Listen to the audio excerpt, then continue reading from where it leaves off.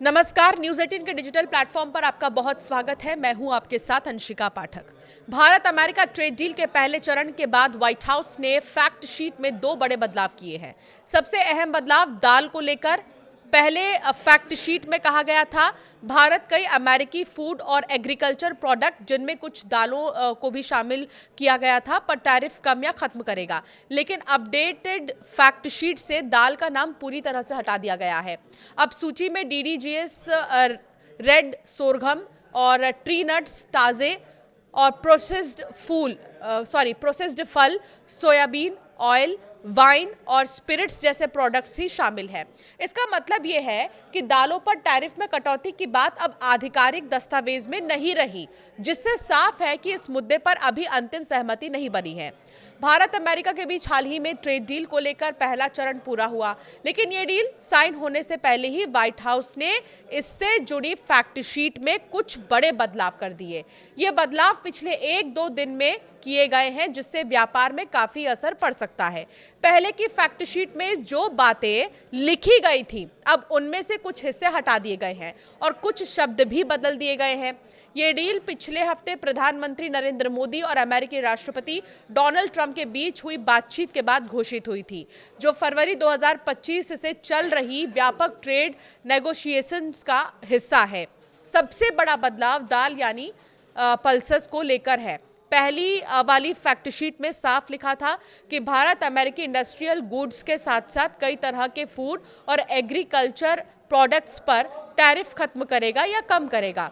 इसमें dried distilleries grains यानी DDG और रेड सोरगम और ट्री नट्स, फ्रेश और processed fruit, certain pulses, soybean oil, wine और स्पिरिट का जिक्र था। लेकिन अब अपडेटेड फैक्ट शीट में पल्सेस यानी कुछ दालों का नाम जो है पूरी तरीके से हटा दिया गया है।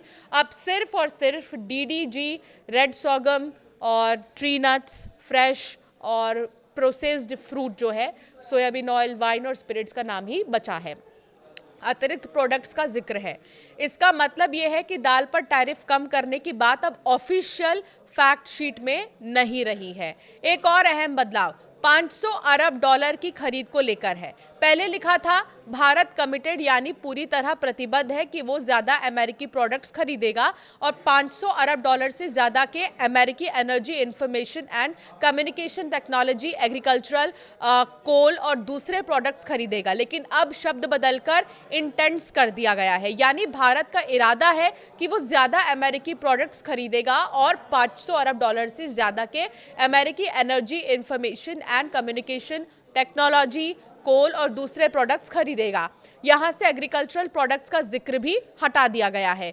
कमिटेड यानी प्रतिबद्धता होता है, जबकि इंटेंट्स का मतलब सिर्फ इरादा बताया जाता है।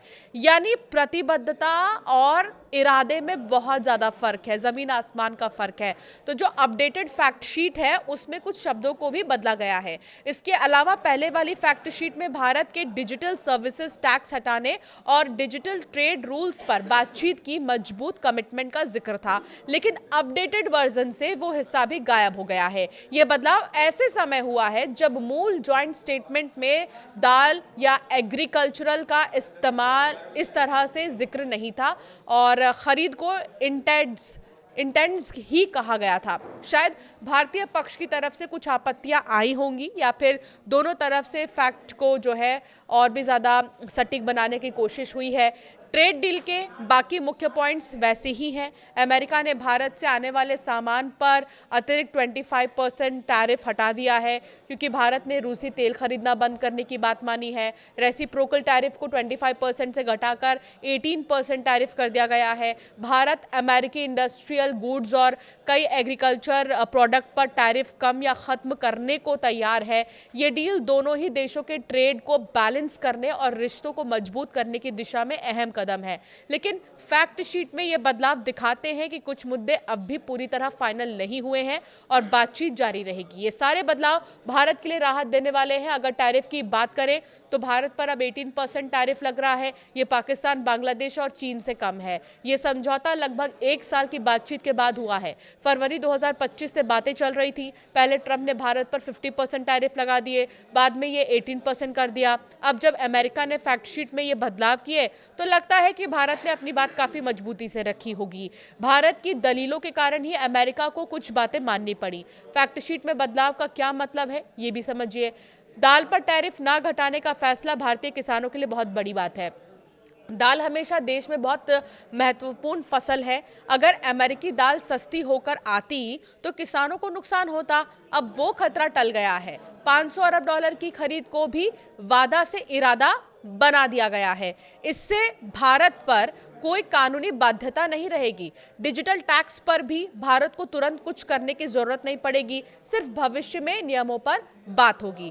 पहले समझौते की घोषणा के समय कुछ बातें थोड़ी सख्त लग रही थी, लेकिन अब अमेरिका ने खुद अपनी लिस्ट को नरम कर दिया है। इससे साफ है कि भारत ने डील में अपने हित अच्छे से सुरक्षित रखे हैं।